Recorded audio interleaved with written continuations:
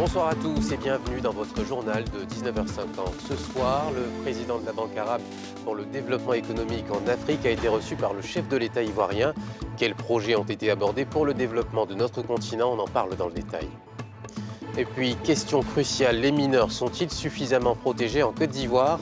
Alors que la sécurité des enfants est au cœur des préoccupations, nous explorons les mesures en place et les défis qui demeurent. À la tribune des Nations Unies, le président sud-africain Cyril Ramaphosa a exprimé un appel fort à mettre fin à l'apartheid à Gaza. Retour sur cette déclaration dans notre journal. Ce mercredi, le président Alassane Ouattara a accueilli Sidi Ould Tah, président de la Banque arabe pour le développement économique en Afrique. Au cœur de leur discussion, l'avenir, des projets phares pour dynamiser notre agriculture, renforcer l'énergie et propulser le transport aérien ivoirien. Pierre Dipomela.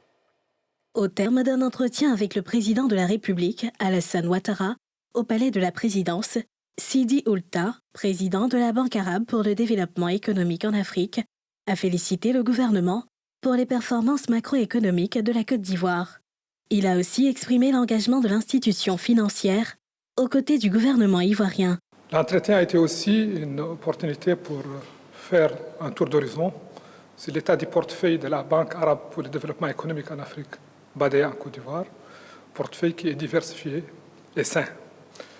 Nous avons aussi reçu les orientations de son Excellence, Monsieur le Président de la République, par rapport aux priorités du gouvernement.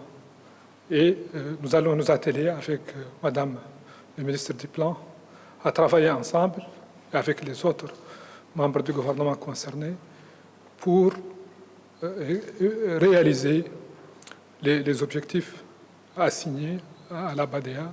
Les projets prioritaires de la Côte d'Ivoire, qui intéressent la Banque arabe pour le développement économique en Afrique, sont notamment le financement de logements sociaux, de l'agriculture, de l'énergie et du transport aérien.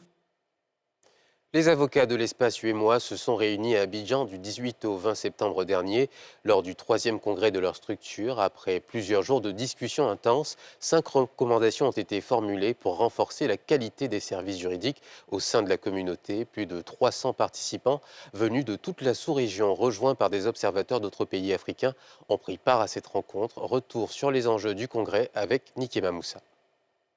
Réunion congrès du 18 au 20 septembre dernier. Les avocats de l'Union économique et monétaire ouest-africaine, UEMOA, ont mené plusieurs travaux autour du thème « 10 ans d'application du règlement numéro 5, retour vers le futur de l'avocature dans l'espace UEMOA ». Au terme de ces réflexions, 5 recommandations ont été formulées. C'est la concrétisation des promesses pour l'avenir. Aujourd'hui, nous nous sommes retrouvés à l'occasion du 3e congrès pour jeter les bases de demain. En ayant interrogé hier, en prenant de meilleures assises aujourd'hui pour nous projeter dans demain, en termes d'obligation des avocats, en termes de réglementation.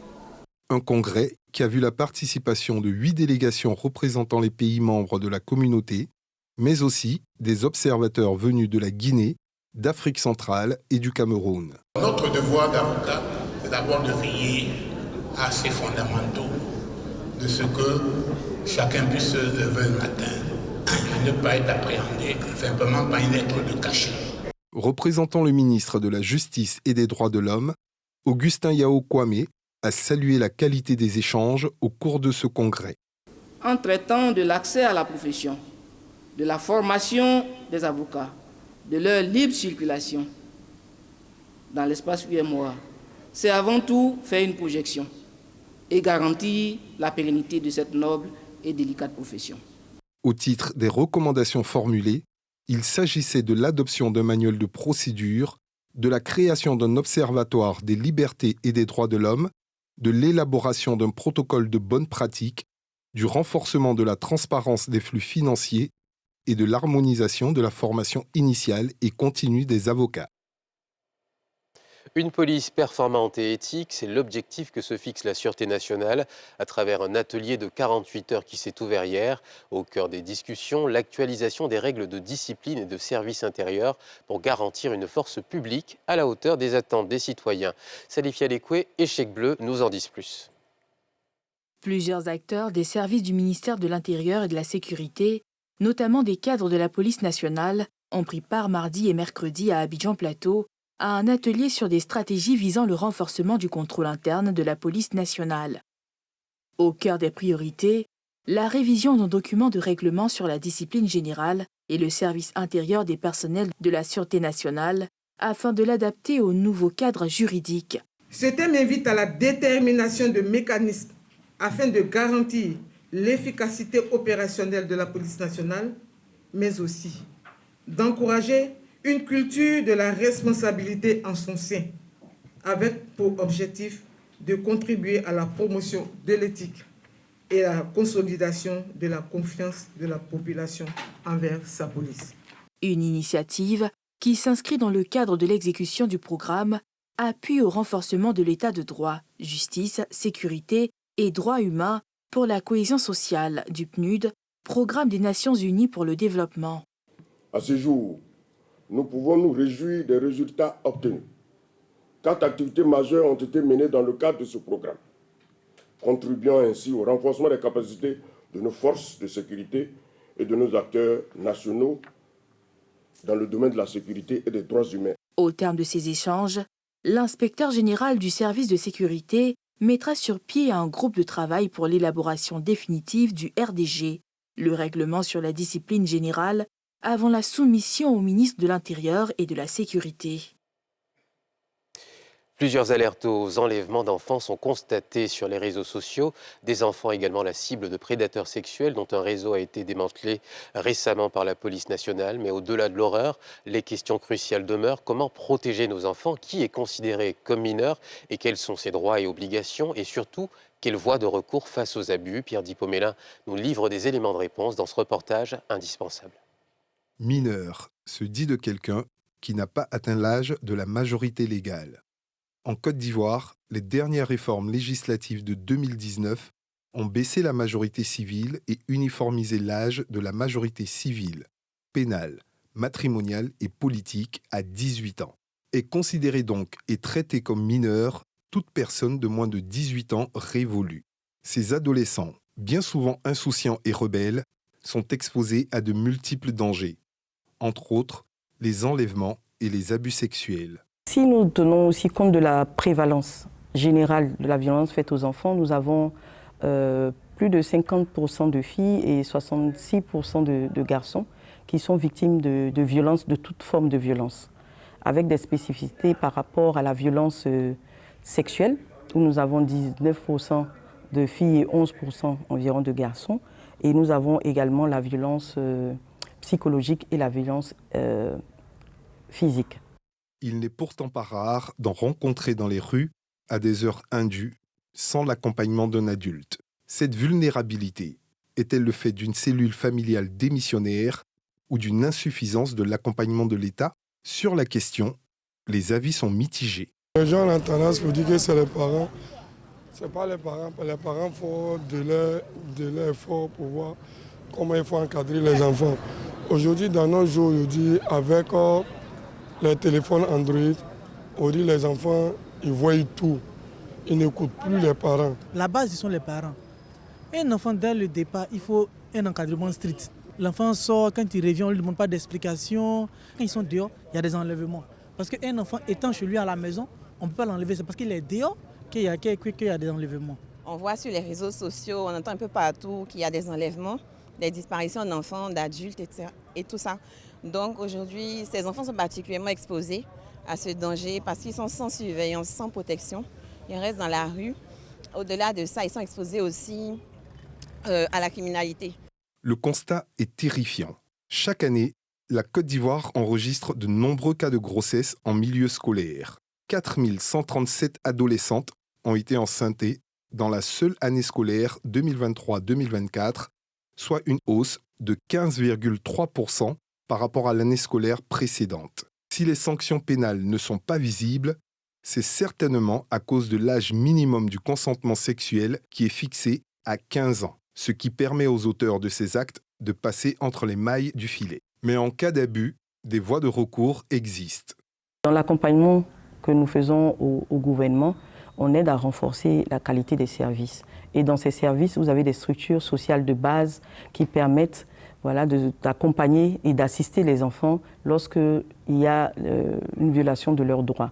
Donc vous avez aujourd'hui le renforcement de tout ce qui est compétences, capacités des travailleurs sociaux qui interviennent dans des services sociaux, que sont les centres sociaux, les centres d'éducation spécialisés ou les complexes socio-éducatifs qui accueillent les enfants et les accompagnent dans leur prise en charge. Donc font l'écoute des enfants, assistent sur le plan médical, psychosocial.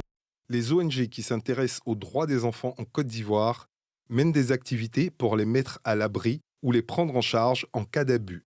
Au nombre de ces structures, la fondation Children of Africa, qui multiplie les constructions des écoles et des centres de santé dans les milieux défavorisés et la distribution de kits scolaires pour qu'ils aient tous un accès à l'éducation et à la santé.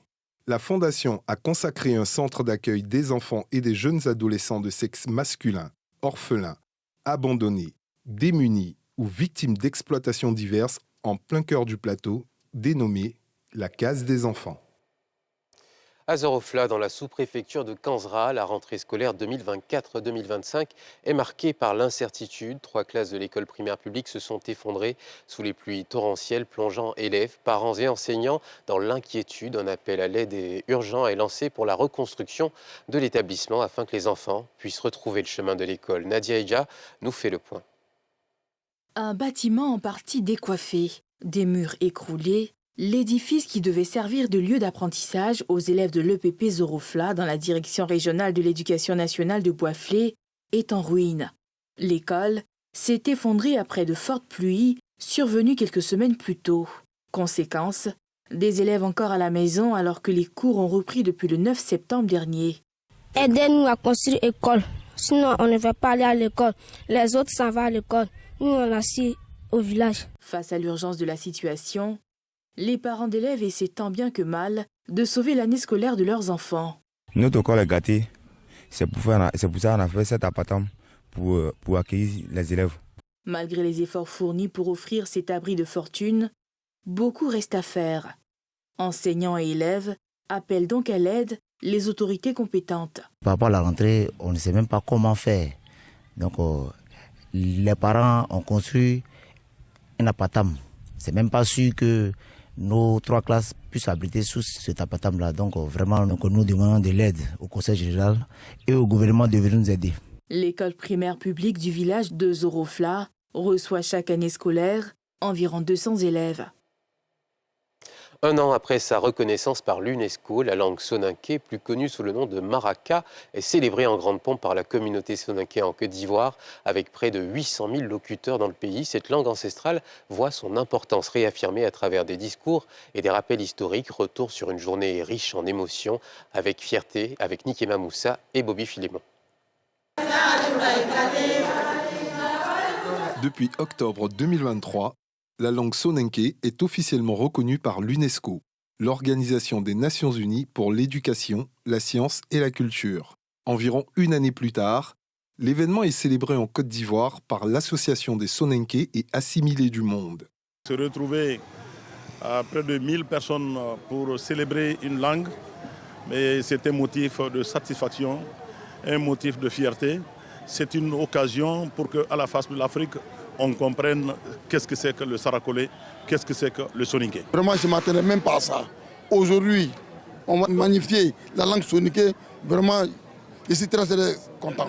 Le soninké devient ainsi la 2e langue africaine, après le swahili, à être reconnue par l'UNESCO. L'UNESCO ne pouvait pas ne pas reconnaître cette richesse culturelle qui apporte une plus-value à l'humanité. Et raison pour laquelle nous avons inscrit cette langue-là comme un patrimoine culturel immatériel de l'humanité qu'on doit valoriser, qu'on doit mieux connaître. Évidemment, c'est la 2e langue parlée en Afrique, après le swahili. Cette première célébration est aussi un cadre de rencontre offert aux membres de la communauté pour réfléchir sur les prochains défis de la langue. Nous démontrons à l'instance internationale qui est l'UNESCO pour dire que cette reconnaissance, ça nous tient à cœur. Oui, le défi, c'est l'écriture. Il faut écrire, parce qu'une langue qui n'est pas écrite appelle aussi à disparaître. Donc nos sommités sont à pied d'œuvre aussi pour produire des documents, des écritures, vraiment faire l'apprentissage de la langue à travers les écoles, à travers nos universités, les écoles primaires et autres. Selon les responsables de l'association, le pays compte environ 800 000 Soninké, plus connus sous le nom de Maraka, pour environ 5 millions de ressortissants dans la sous-région. Dans le monde, on compte environ 30 millions de locuteurs de la langue Soninké. À la tribune des Nations Unies, le président sud-africain Cyril Ramaphosa a lancé un appel vibrant ce mardi, exhortant à une réforme immédiate du Conseil de sécurité. Dans son discours devant l'Assemblée générale, il a également plaidé pour que l'ONU intensifie ses efforts en vue de mettre fin aux souffrances du peuple palestinien. Retour sur cette intervention forte avec Salif Alekoué. Israël a essuyé mardi les vives critiques de nombreux dirigeants réunis à l'ONU, l'appelant à éviter une guerre totale au Liban, où les frappes israéliennes se poursuivent, entraînant le pays au bord du gouffre. Parmi ces dirigeants qui s'exprimaient à cette tribune des Nations Unies, le président sud-africain Cyril Ramaphosa. Le supplice de la population de Gaza se poursuit sans relâche. Plus de 41 000 Palestiniens ont été tués. Des maisons, des hôpitaux, des églises, des mosquées et des écoles ont été détruits. La famine et la maladie sévissent dans les rues de Gaza. Cela ne peut que choquer notre humanité collective. La violence que subit le peuple palestinien est la sinistre continuation de plus d'un demi-siècle d'apartheid. Par l'intermédiaire des Nations Unies et des instruments qu'elle utilise, nous devons mettre fin aux souffrances que subissent les Palestiniens. Nous sommes appelés à défendre les principes de la Charte des Nations Unies et à faire respecter, de manière cohérente et dans leur intégralité, les principes fondamentaux du droit international. Le droit international ne peut être appliqué de manière sélective. Aucun État n'est plus égal qu'un autre.